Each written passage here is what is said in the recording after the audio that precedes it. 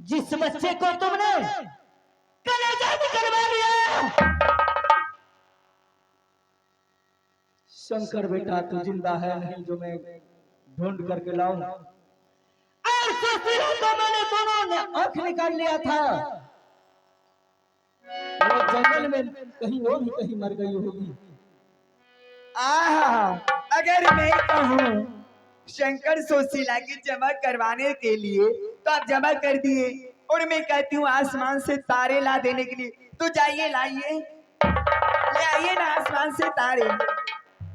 हे महारानी कैसे कठोर बात बोल करके तुमने महेंद्र सिंह को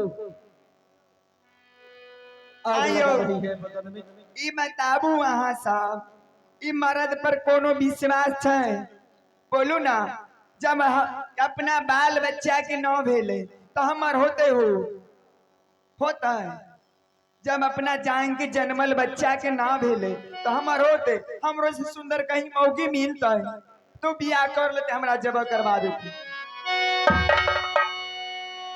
सुन लीजिए, अगर बच्चे नहीं लाके दीजिएगा तो आपको मैं वो दशा करूंगी जो दुनिया वाले देखे। जल्दी से यहाँ से भाग जाइए।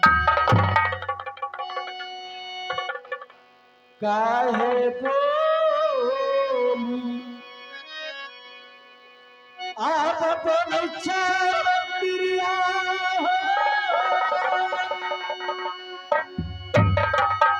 बोलिया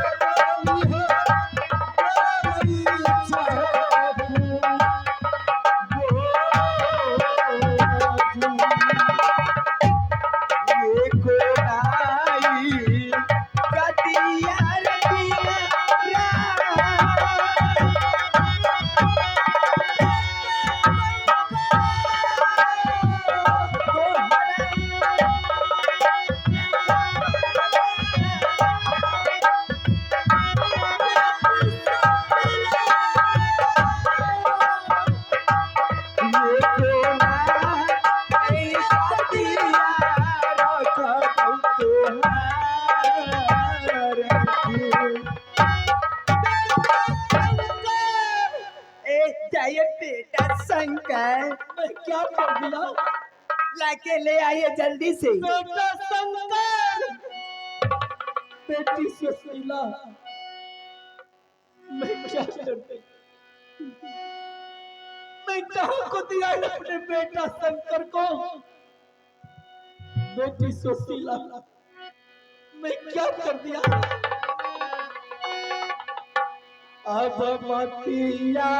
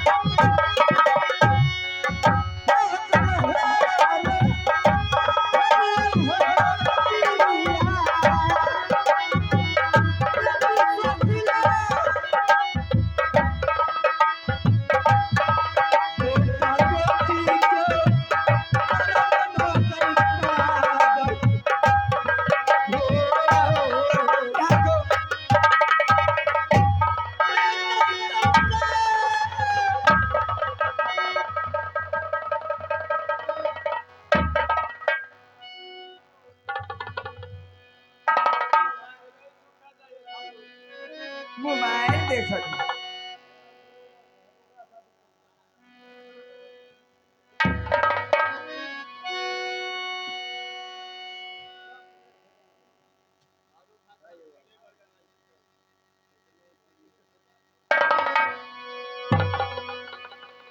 हे भगवान, अब मैं क्या करूं? दोनों बच्चे भी चले गए और हमारे घर वाले थे वो भी चले गए। अब क्या करूं? गयो गए काम से गए। आप गोलू मन की हानि कर रही है।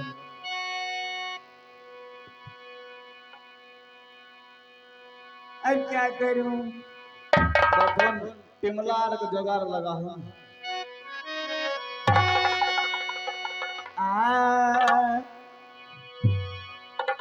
आ कहाँ छो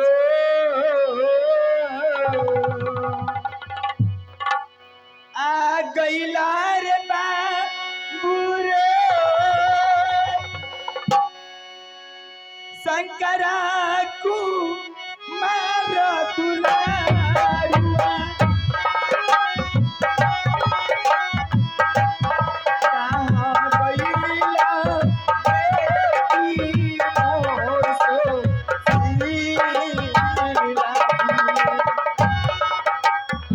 शीला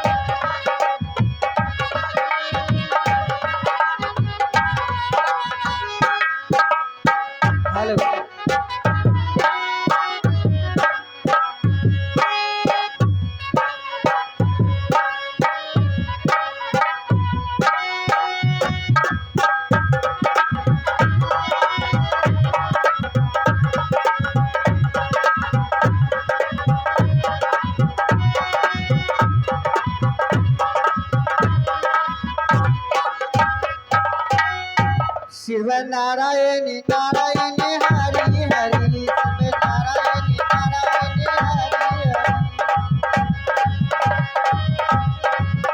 हरि गोविंद जय जय गोपाल जय जय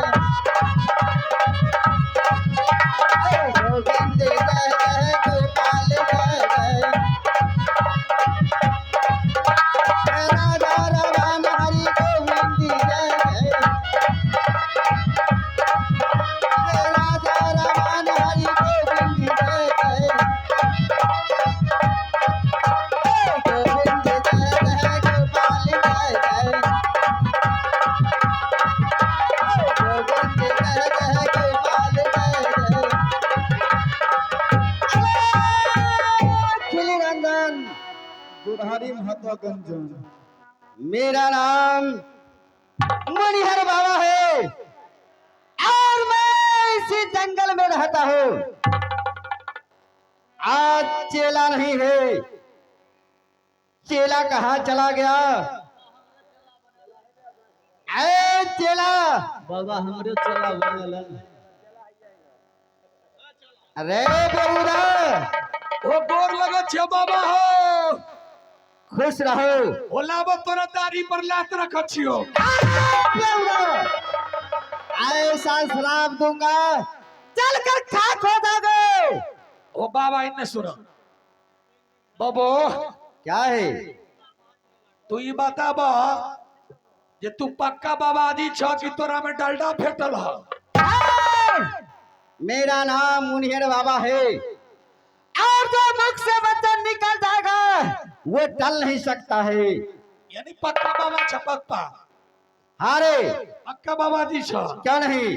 तो बाबा ये बताबा जे जब तू पक्का बाबा जी छ तो तोरा कमा के खाए में लाज लगे रहा जब बाबा जी बन गेला। रे मैं भिक्षा नहीं मांगता हूँ, मैं तपस्या करता हूँ।